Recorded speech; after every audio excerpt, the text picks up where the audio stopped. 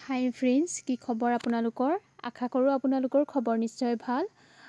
মোৰ নতুন ৰেচিপিটোলৈ আপোনালোক সকলোকে স্বাগতম জনাইছোঁ। মাছৰ কাৰী এটা ৰেচিপি বনাইছোঁ। আপোনালোকে ভিডিঅ'টি শেষলৈকে চাব। প্ৰথমে মই মাছখিনি ভালদৰে ধুই ল'লোঁ। ধুই লোৱাৰ পিছত মই তাতে নিমখ হালধি সানি মেৰিনেট কৰি ল'লোঁ। আৰু এতিয়া মই পিঁয়াজখিনি কাটি ল'লোঁ। কেৰাহীখনত তেল দিলোঁ আৰু তেলখিনি মই গৰম হ'বলৈ দিলোঁ। তেলখিনি গৰম হোৱাৰ লগে লগে তাতে মাছখিনি মই দি দিলোঁ।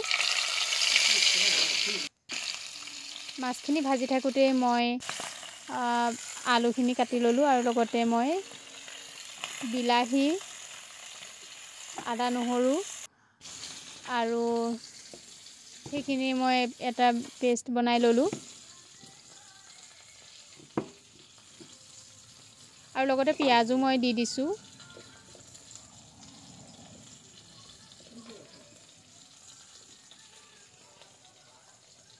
এয়া আপোনালোকে দেখিছে নহয়, মিক্সিত মই ভালদৰে পেষ্ট বনাই লৈছোঁ।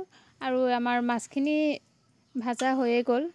মাছখিনি ভাজি হোৱাৰ লগে লগে মই এতিয়া কেৰাহীখনতে পিঁয়াজ দি দিলোঁ।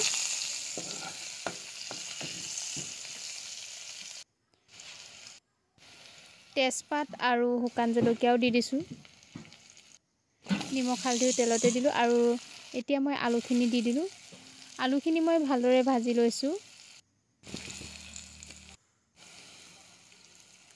অলপ মছলাৰ গুড়ি দি আলুখিনি মই ভাজিলোঁ আৰু এতিয়া মই বিলাহীৰ পেষ্টখিনি তাতে দি দিলোঁ।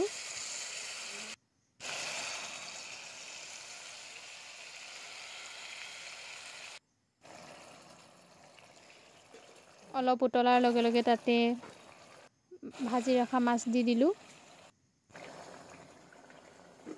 এয়া দেখিছে নহয়, উতলি আছে। এতিয়া তাতে মই আদাৰ পাত আৰু নহৰুৰ পাত দি দিছোঁ। এনেদৰে দিলে খাবলৈ বহুত সোৱাদ হয়। ভালদৰে উতলিবলৈ দিছোঁ।